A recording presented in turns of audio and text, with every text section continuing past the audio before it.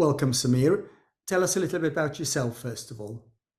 So I finished my ENT training in the East Midlands. I moved here in about 2009. I was appointed as an academic clinical fellow. So I did that for 3 years, and I used my academic clinical fellowship to do a PhD, which I did out of region. And once I completed my PhD, I finished my ENT training in the East Midlands, and subsequently went on to do a fellowship in New Zealand. And having completed that now, I'm on the cusp of securing a consultant post in head and neck surgery. Okay, so the discussion between us today is going to be around the fellowship. So, why did you do a fellowship? I think there were a number of reasons for why I chose to do a fellowship. I think first and foremost, I wanted to experience a different healthcare system to what I'd been accustomed to in the UK. Um, one of the advantages of my training was that I spent all of it within the East Midlands, which allowed me to gain familiarity with my consultant colleagues and my consultant trainers, and that definitely brought some advantages. But one of the disadvantages of that is you do become institutionalized to an area and how to do things. And I think the decision to go abroad was brought very much by the fact that it adds a different dimension to your practice when you do become a consultant. And that was something that I can say now with retrospect is definitely the case. And certainly my trainers at the time would advise that as well. My second reason for wanting to go abroad was that the people who inspired me to go and become a head and neck surgeon had all done fellowships abroad, and it was something that they all spoke very positively about. And in trying to emulate your mentors, and the advice they give you, that was another, you know, pull factor towards doing a fellowship abroad. And I think the third thing that really pushed it for me was the fact that my wife and kids wanted to experience a different culture, and that kind of, I think, is all those points muddled together that really uh, gave me the decision to want to do a fellowship and want to do it in a country that wasn't the UK. I know lots of people do fellowships and they do them in UK. I know you've talked about um, going to a different culture and seeing a different way. I mean, what might be the reasons why somebody would want to do a fellowship in UK rather than abroad? So when I spoke to people at meetings getting advice about fellowships, the first question they really asked me was, "Do you have any family commitments in the UK?" And I think that's quite important. If you have, uh, ultimately it's a year of your life, and if your other half is unable to, travel with you for whatever reason, I think that's a, if you do indeed have another half, then that's a very important consideration. So when I was looking at the whole thing about going abroad, I involved, my spouse in all those decision-making processes. And even when we went to check places out, I ensured that I took the whole family there to gain their insights as to how they felt about the area, the places as well. So just to give an example, the first fellowship that I did check out was in Toronto, and my wife wasn't happy there for that week. There were a number of things that she wasn't happy about, and after that, I didn't consider that any further. Mhm. Um, so I think you know having your family on board is very important, and if you have significant family reasons that mean that you can't go abroad, then I think that's a key thing.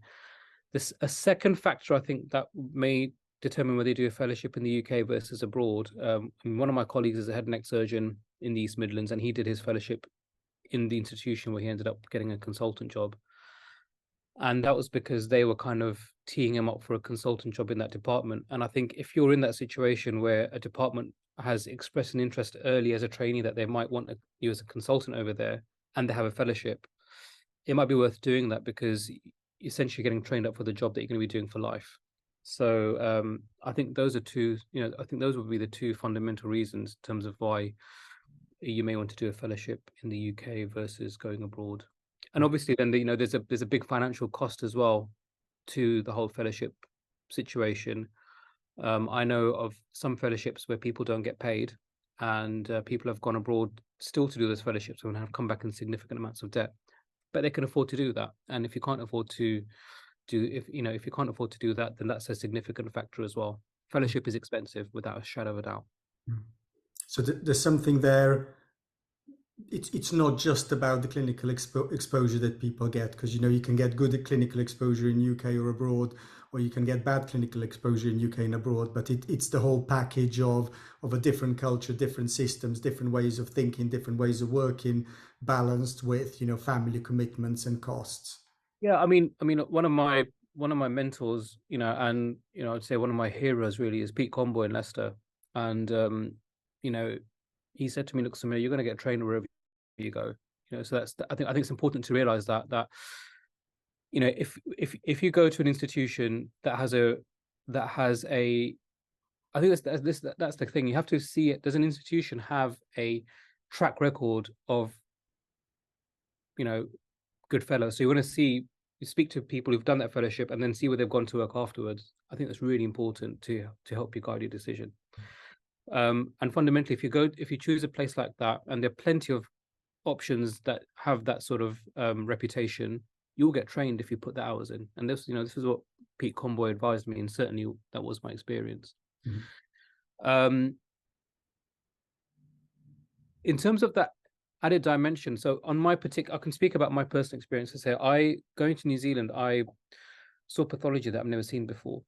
And that was because the indigenous Maori communities over there have very distinct health needs, and these are patients who are coming with multiple comorbidities, high BMI, diabetes mellitus, cardiovascular disease, and they're coming with huge multinodular goiters. You're planning surgeries on patients who weigh in excess of 150 kilos. It's very complicated stuff, and then dealing and then undertaking that sort of clinical work with understanding the specific cultural sensitivities that exist around Maori communities in New Zealand was really eye-opening for me. And like I said, I would never have got that in the UK.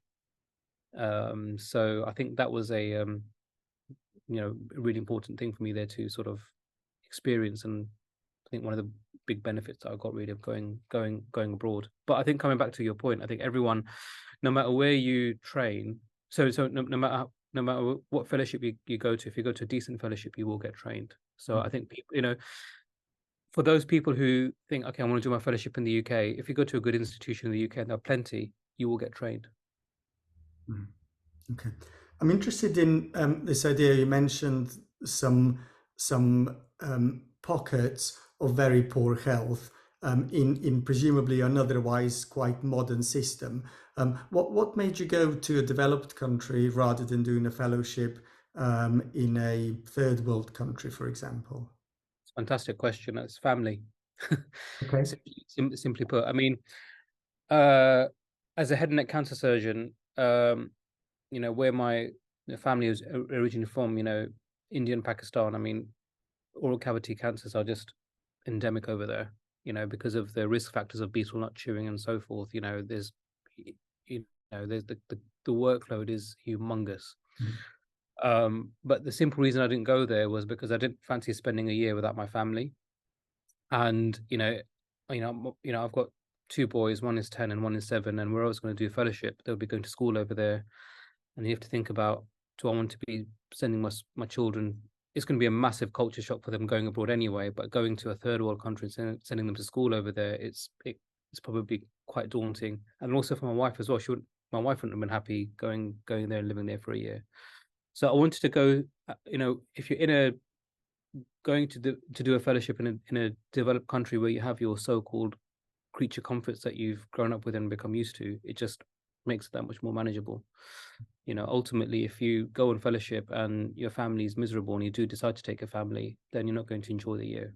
Mm. And the work is one aspect of it, right? You, like I said, you want to experience a different culture, do a bit of traveling as well. Those are the perks of doing a fellowship abroad. Mm. I So suppose also with going to the developing world, it's perhaps more about what we can offer to the developing world rather than what we can take away from the developing world, if that makes sense. Yeah, and I think that's important. I mean, there are institutes where I know people have been to. So, from the head and neck cancer perspective, Tata Memorial in India, there have been some UK surgeons who've gone to do fellowships over there, and I think those institutes, would welcome to have people from, coming there to do fellowship. But I think you have a point as well, insofar as like there are massive healthcare needs in those countries anyway, and I think it makes more sense to really get trained up and give back to those communities should you wish to do that. But vis-a-vis using that pathology to sort of learn your trade, I just don't think that's the way forward. Really, kind of, I think the purpose of fellowship, in my mind, is to go and work with experts and pick up, you know, make refinements to your surgical technique, pick up tips, see new ways of doing things to shape your own consultant practice, versus just letting loose on people and taking advantage of the fact that they don't have access to decent healthcare. Yeah. You're right. It doesn't feel right, does it, morally? Yeah. No. But I mean, for example, like an institution like Tata Memorial, which is an academic center recognized worldwide, who have fantastic trainers over there, and they're a leading organization in head and neck cancer. Going to that institution where they happen to have a high uh, presentation of head and neck cancer with a huge surgical volume, that's, I don't think there's anything wrong in doing that. But then just going to some obscure place for the sake of it, I think that's problematic. Okay. So you talked quite a lot about the role that your family made in decision making. Can you tell me a little bit more? Yeah. So fundamentally, I'm going there for a year, and to do, to basically immerse myself in surgical experience first and foremost. So from my personal perspective, my wife would be spending a lot of that year sort of, like, doing the family side of things so that I could focus on fellowship. So I needed to make sure that she was happy to potentially live in that country for a year, and also that she was, for both of us, that we're happy with the schooling system in that country as well. Because you're taking your kids out of school for a year from the national curriculum to experience a different curriculum. That's a potentially disruptive, um, potentially disruptive to their education. The added thing that I had in my personal situation is that my eldest son is on the autism spectrum, and he does have particular needs, and that was something to really factor in. Um, so that's why it was really important for me to make sure that I took them on my journey and I involved them in all aspects of decision making prior to um, making a decision about which fellowship I wanted to do. Okay. So it's not just you, and it's not just the clinical experience. It's the whole package of the fellowship, and it's you and the entire family. Um, so yeah, so that strikes me as important. You mentioned earlier role models and fellowship track records. And again, I can see that that would be important. That if a fellowship's got a track record of producing consultants that end up being of high caliber and doing good surgery. How do you find out what a track record of a fellowship is like? So all good fellowships or decent fellowships will publish a list of alumni. So for example, Toronto, from a head and neck perspective, University of Toronto has a list of all of their fellows and most North American fellowships will do that as well. And some Australasian centers will do the same. So in Sydney, Chris O'Brien Lifehouse, if you go on their website, they'll show you a list of their previous fellows.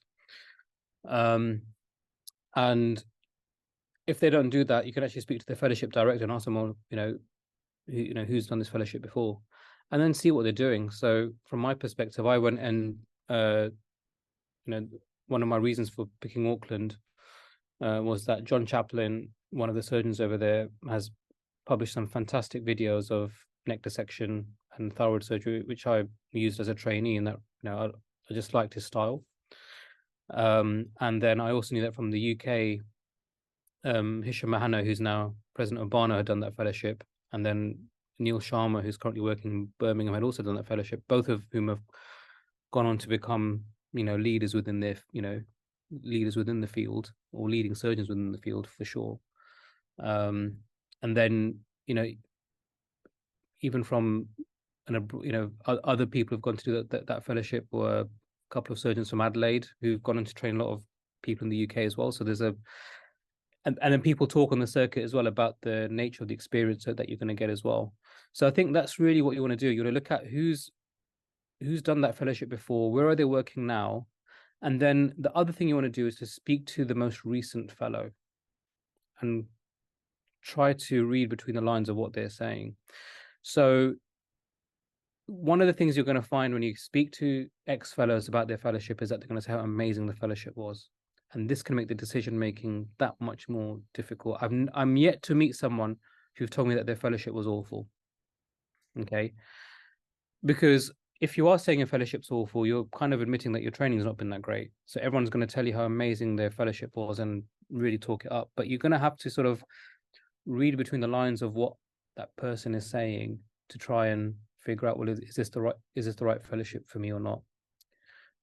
And invariably there will be some things that they'll let into the conversation. There was one unit that I visited, and I met the fellow over there, and again, talking about how amazing his fellowship was. But then he, in conversation, he slipped to me. He goes, well, to be honest, I've done most of my operating with the other fellow, that we've been operating together. And that kind of raised an alarm bell to me, because I was thinking, well, hold on a second. One of the main reasons of going on fellowship, in my mind anyway, is to benefit from mentorship from the senior faculty in the department. But if you're telling me that you've done most of your operating with the other fellow who's basically at the same level as you, and you're kind of just doing this together, then that's not training, really, is it? So that was a bit of an alarm bell for me. And when you speak to people long enough about their fellowship, they'll let in certain things within all the hype that you kind of need to pick up on, and then think, okay, that's significant. Um, you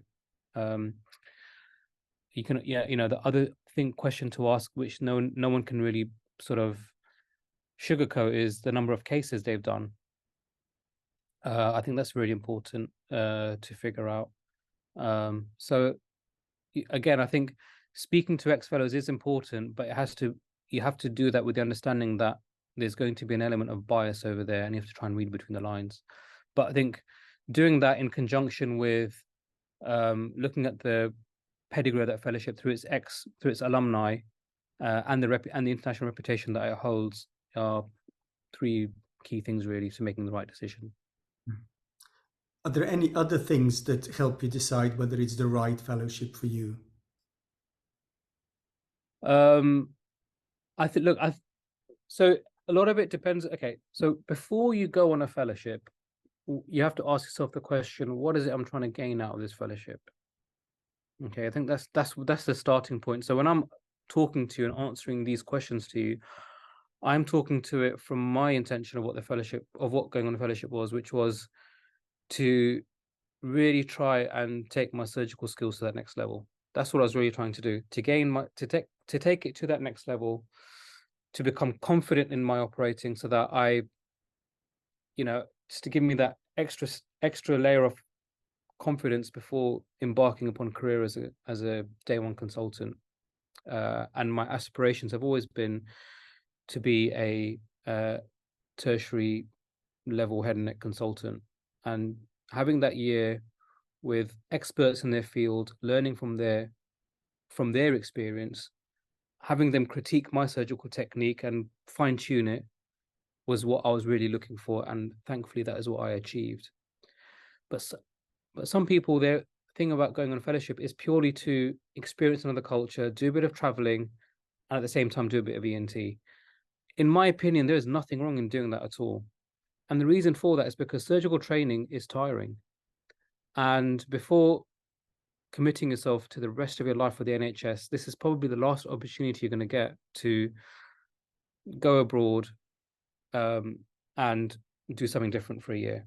Yes, you can take sabbaticals as a consultant, but the older we become, the greater the responsibilities we have in life. and it becomes that much more difficult to do that. So really, I think the end of surgical training is really that last time where you can kind of just get up and go abroad with some level of freedom. I mean, I think in my personal situation, I was probably at the end of it because my both of my kids are still primary school age. But 5 years from now, when they're both in secondary school, I'm thinking about GCSEs and A levels for them. I can't just go on a sabbatical for a year. So I think going with that intention, there's nothing wrong in doing that. And there are fellowships, around dotted around the world where you can do a bit of general ENT, and they call it a general ENT fellowship, but there's no on-call commitments, and you're earning some money, and then you can go into your traveling. Nothing wrong in doing that at all, and you're experiencing a different culture. Look, and even that aspect, that's learning. So if you're going to another country, experiencing their culture, doing a bit of traveling, that life experience ultimately is going to seep into your clinical practice, and you acquire soft skills from all that stuff. So there's nothing wrong in that at all. And if that's the intention that somebody is seeking through fellowship, absolutely fine. But yeah, for me personally, it was all about the surgical experience. So when it comes to the purpose of a fellowship, then, so we've got surgical experience, we've got traveling and doing something different. Do people do fellowships for any different reasons? Um,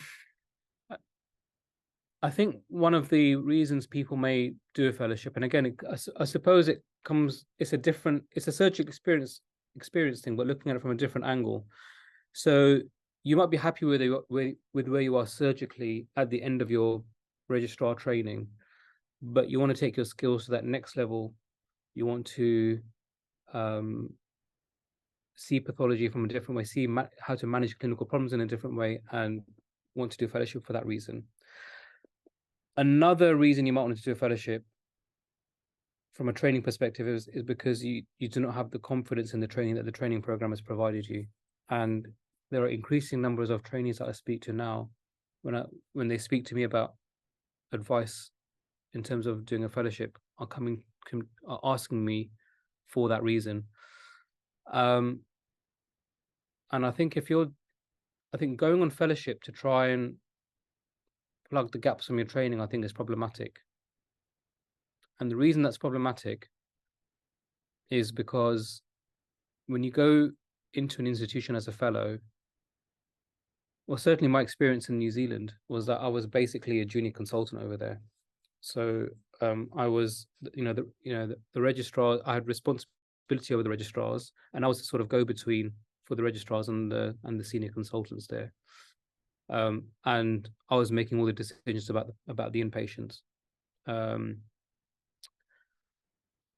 If you have gaps in your training and you're going to an institution where they're expecting you to act up as a junior consultant, in essence, you're going to struggle, and you're not going to have a very pleasant experience. And I know of, and you hear these discussions on this, a place like in New Zealand is a very small country, and they tell you about, oh, we had so and so from the UK and so from the UK, and some people have come from the UK, have gone to that country because they had concerns about their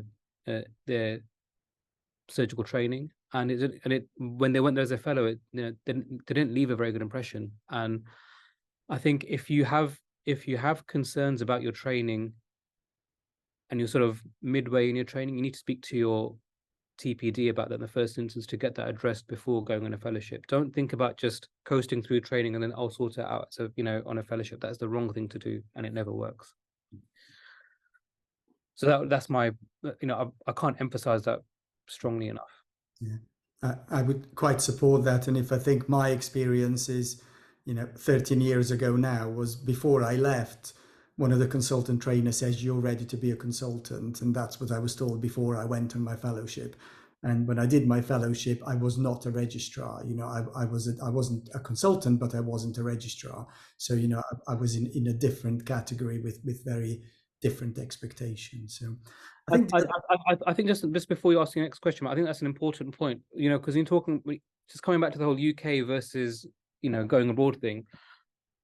And I may be wrong on this, but my impression is that in the UK, the fellow still gets treated as a middle grade. And my experience in Auckland was that I was, after that first few weeks of when they're sussing you out, you're basically treated like a consultant. So, in MDT, I was encouraged to participate, give my opinions, and I was basically managing all the inpatients and all the problems. The senior consultants were there for, you know, advice, but that's how it'd be as a junior consultant in the UK anyway. I'd be asking for, if I have an issue, I'm going to ask my senior colleagues, well, I've never seen this before. What would you do in this situation? But I kind of get the impression that in the UK, the fellow still gets treated as middle grade. Um, and maybe that's something that needs to change, I think. So that might also be a difference between going abroad versus going in Yeah, UK, definitely. that Definitely. they treat you differently. Although, I mean, there's no reason why units in UK can't treat their fellows differently, isn't it? Maybe historically we think it's just another registrar, but there's no reason why we should treat them like that. Mhm. And then there's that experience of acting up, if you like, that's really powerful. And again, if you think in UK, there are some specialties that have that acting up experience routinely built into the training. Yeah, in ENT, which you and I know about, we don't have that, but there are specialties that have acting up specifically built into the end of somebody's training program, and maybe that's what we need in ENT as well. Mhm. For sure. And I 100% think that's, it just gives that level of confidence. I think one of the things perhaps we don't realize as registrars is the moment you become a consultant, there's going to be expectation that you're going to have to train juniors. And all of a sudden, when you realize that the scalpel and the forceps aren't in your hand and in someone else's hand, it can be quite intimidating actually, because all of a sudden you can see that that they're doing something wrong before they go in. And actually learning how to train, I think, is another thing that I feel that I definitely picked up in fellowship. And again, it was because I had that responsibility and I was treated as such, that this was an expectation that was upon my shoulders. So, training their equivalent of an ST1 to do a tracheostomy, um, and talking them through it. They, if you just do the whole case, they leave that that situation, feeling quite bitter that, oh, I didn't get to do anything. And then you realize, I need to, you need to train, and then, but then how to do that without being a backseat driver and and stifling their progress. So those are all things that I felt that I picked up on fellowship, valuable lessons. Yeah.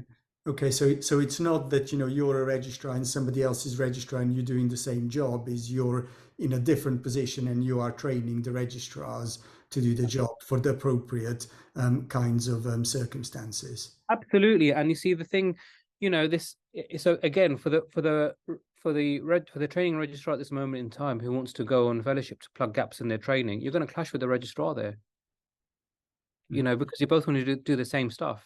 Like, I had no interest in doing tracheostomies when I went on fellowship. I was, I wanted to give those away, and after my first couple of months on fellowship, I didn't want to do any more neck dissections. I was happy to give those away. But if I went on fellowship not knowing how to do a neck, and my whole purpose of going on fellowship was to learn to do a neck dissection, I want to clash with the registrar. So, you have to, you almost have to, if you want to do a fellowship at the end of your training, you almost have to get yourself to the standard you want to be at during your training so that you can get the most out of that fellowship experience, for sure. And then once you've got that confidence in, once you've set yourself up in the unit where you're doing your fellowship, then focus on learning how to be a trainer, because that is when we're trainees and the consultants don't give us an opportunity, that irritates us. But then you're going to be that same person if you're not careful. Mhm.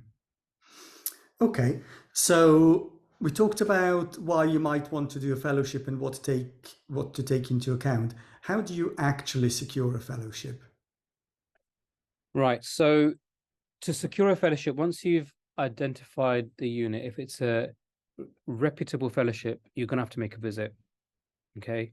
There's no getting away from that. They want to see you, and you want to figure out if that's the right place for you. Now, like I said, for all my visits, I took my family, and this was a family decision.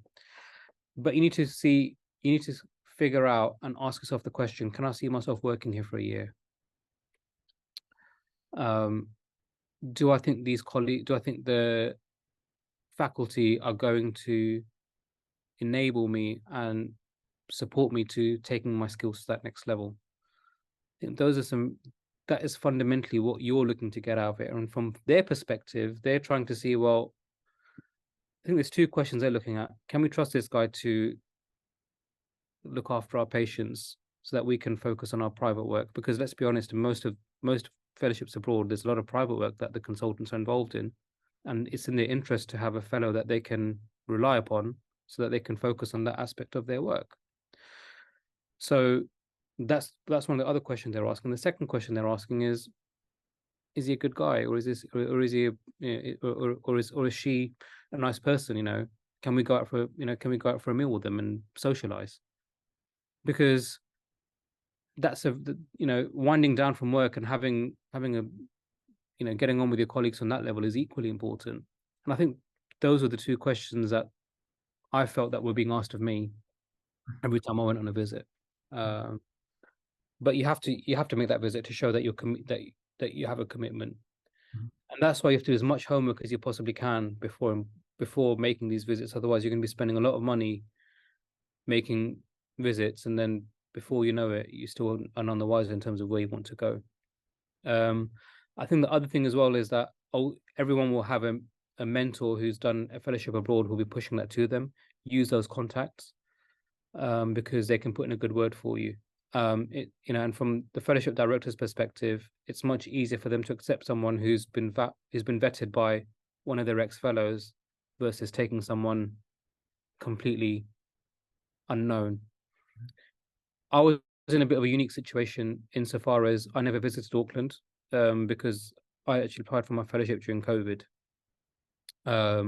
But they do have an expectation for fellows to come and pay a visit because from their perspective as well, they have been burnt in the past.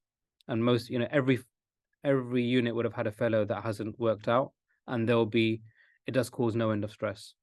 So, taking that time to visit them informally and prove yourself that you're a dependable colleague and you're good fun on a night out, I think it's pretty it's pretty important. Okay. How do you demonstrate to people that they can trust you?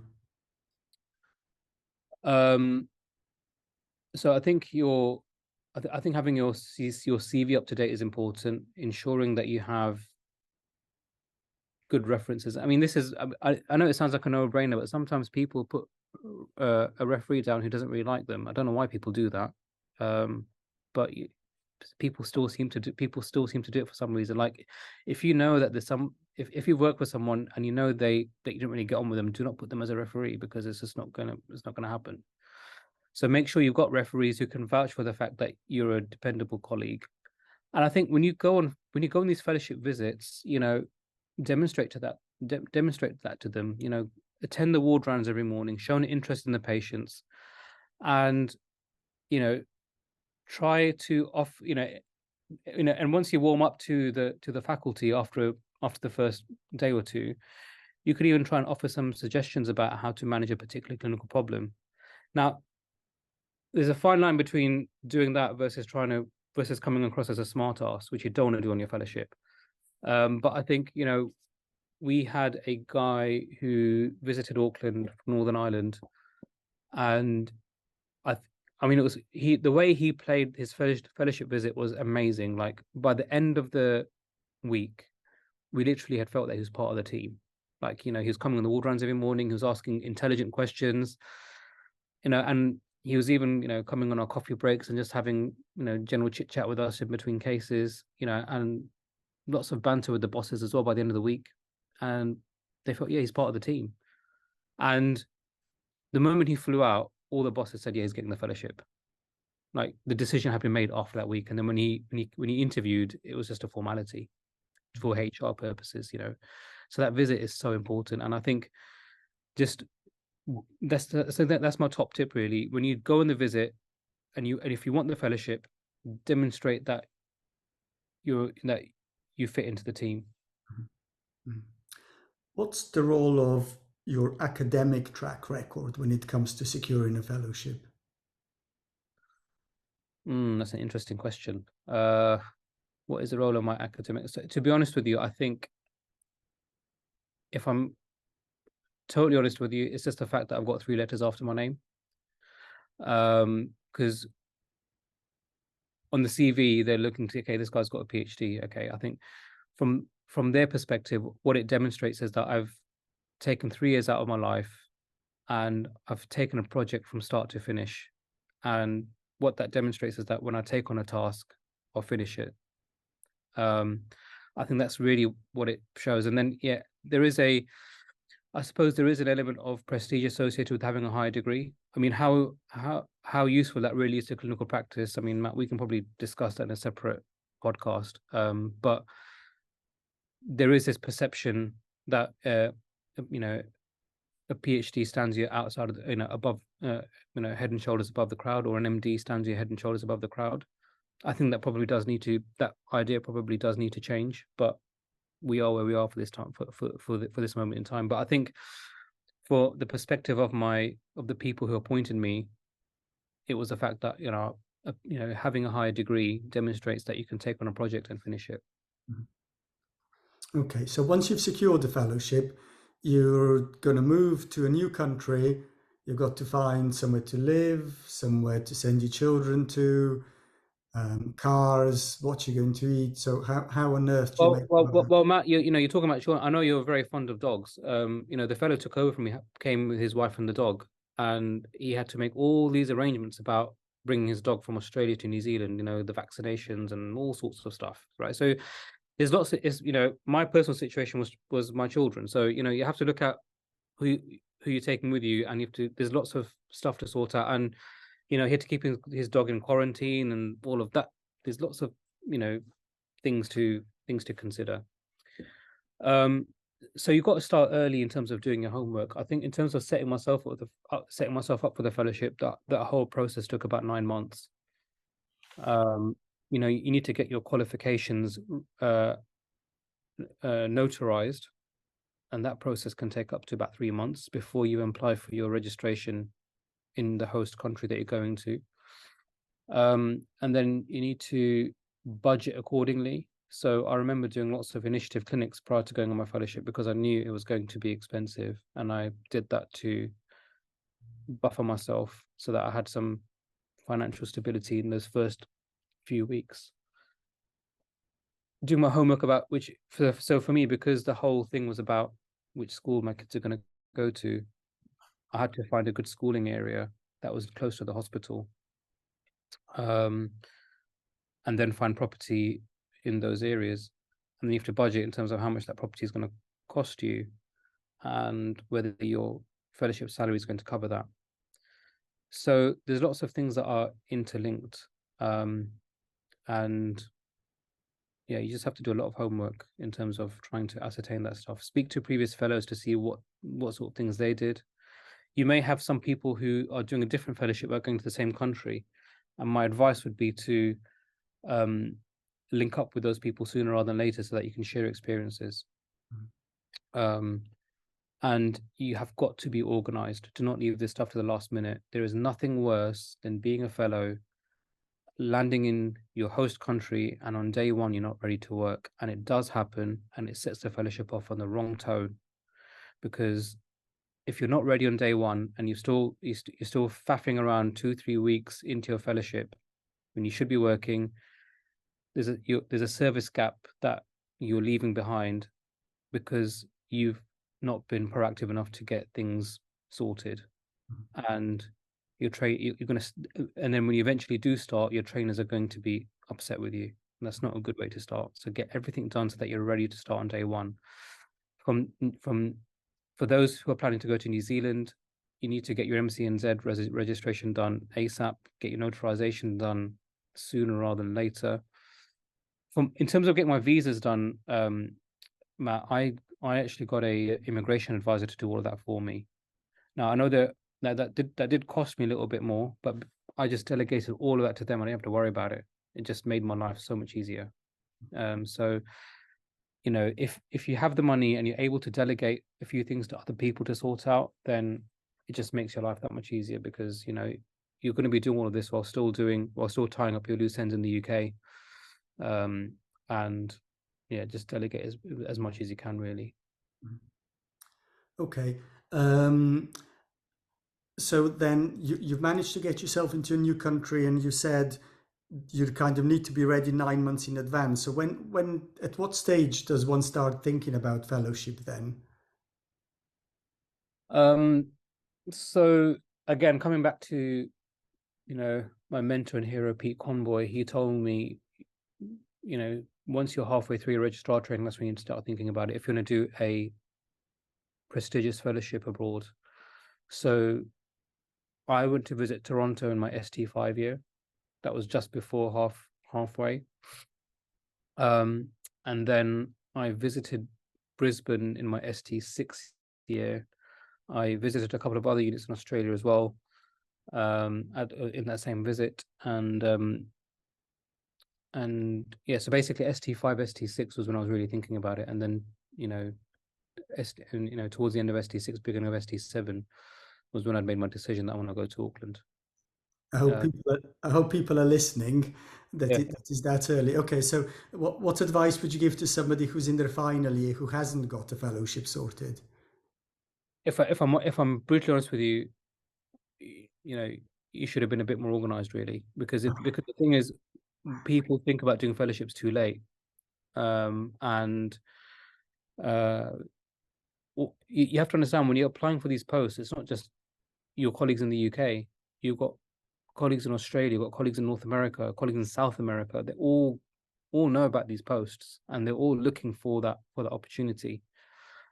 The one advantage you're going to have as a UK trainee going to Australasia is because you speak the language and you have some familiarity with the healthcare system, you're already going to be at an advantage, you know, um, when you apply to these places. But that being said, if you haven't shown that commitment to them already, they're going to view you with an air of suspicion.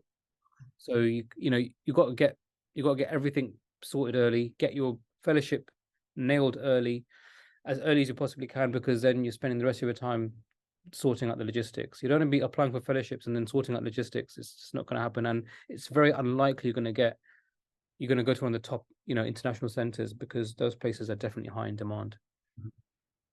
So by extension, then also that means that you have to decide on your subspecialty, your career direction about halfway through your registrar training. Yeah, but you see exactly. But I think that's the way that registrar training is becoming now, isn't it? I think pretty early on, people are kind of encouraged to decide whether they want to be a generalist or whether they do want to have a subspecialist interest, because you have those last 2 years to develop that subspecialist interest now. I think the training has kind of become like that anyway. So and that's not to say that people can't change their opinion. I mean, I started out registrar training wanting to be an otologist, but fairly early on, I realized that it was head and neck cancer that kind of sparked my interest surgically a lot more. I mean, the academic side of otology I still find fascinating, but from a surgical perspective, I mean, the big open head and neck surgery is what kind of made it for me. And then my father's own cancer journey kind of cemented it for me that, yeah, I want to be a cancer surgeon. What I'm saying is that people can change. I think, if I'm not mistaken, I think Peter Clark at Imperial actually, he started out wanting to be an otologist as well, ended up becoming a big head and neck surgeon. And I think even in our own institution, Matt, I think Nick Jones changed as well. I don't think he was always a rhinologist. I think he wanted to be an otologist as well, and then ended up becoming a rhinologist. So change, having that changing is not a problem. But I think, on the same token, and on the same token, if you want to, go and do an international fellowship, don't leave it to the last minute. That's the point. Okay. So you got the fellowship and you've managed to get there and get settled in and make a good impression. So what makes a great fellow? What makes a great fellow? I think the key ingredient really is to be hardworking, immerse yourself into that unit for a year, and if you do that, you're going to get trained. Um, I was speaking with one of our colleague, Niraj Sethi, one of our head and neck surgeons over here, and I made this point to him because you're absolutely right. He did his fellowship in Adelaide. He goes, for that year, I just immersed myself into the head and neck unit in Adelaide, and I was all the better for it. That is really all they're looking for. you know, as you know, be as diligent as a clinician as you always are, and go above and beyond. Go the extra mile. Go the extra mile for the patients. Go the extra mile for your colleagues. Be available. You know, take the make the job of your trainers that much easier. If you make their job easier, they're going to train you. If you make their job more difficult, they're not going to train you. And because that's ultimately there, you're there for that 1 year, for that intensive experience. Just do it and immerse yourself. And I'll say that the year that I did in Auckland was, I've not worked that hard in my life. Um, you know, and the amount and volume of operating that I did in that year, I don't think I've ever done that. It was immensely tiring, but I feel all the better for it now because that's fundamentally why I went. So if you're going to do a top-notch clinical fellowship, it's a year of working absolutely all the time in a good way, in a way that makes you come alive. Yeah, I mean, I tell people that for me, I see surgery, the act of surgery, more as a hobby, um, and all the other mundane stuff we have to deal with as clinicians is the things that I have to do so that I can enjoy my hobby. Um, if you think about it, surgery is a practical endeavor. Like playing the guitar or playing cricket. I mean, I one of my hobbies is cricket, and how do I become better in cricket? I go in the nets and I'm perfecting my technique. I'm perfecting my forward defense and perfecting my cover drive. And then I watch videos of professionals on YouTube to see, oh, how's he doing as cover drive? Okay, this is maybe how I'm making my mistake, and okay, maybe I need to, you know, get my foot more to the pitch of the ball, and so on and so forth. Well, it's exactly the same with surgery, isn't it? I mean, when you do an operation, you sit back and you reflect, okay, how how why was my ergonomics not right in the operation? How could I make that better? How could I make that particular step of the operation more slick? You might then go and read a textbook of an expert who's written how he does the operation. You might watch a video on YouTube how they did the operation, and that's basically what you're trying to gain, isn't it? And again, that's what the whole fellowship experience is about. If I want to become a great cricketer and I get a coaching session with an England professional cricketer, that's like gold dust, right? It's going to help me improve my performance. But with surgery, it's exactly the same thing. That's why we go in these fellowships to seek out these mentors who are the experts in their field to take you on that journey. It's fascinating. I mean, and it's really is a privilege that we have the opportunity to do this sort of stuff. And finally, what would be your top tips for somebody looking at fellowships? Top tips would be do your research, pick find the institutions that have a track record of producing good fellows who've gone on to do who've gone on to take institutions in major centers, and plan early. Do not leave it to the last minute. I think if you do those three things, you're probably not going to go wrong. And then once you're on fellowship, immerse yourself into that experience. And last but not least, when you're on whilst you're going on fellowship to improve your surgical skills, do not neglect all the other benefits that you get from fellowship, such as visiting the country and exploring new things that you never would have seen before. Okay. Thank you very much, Sameer. That was Okay. great.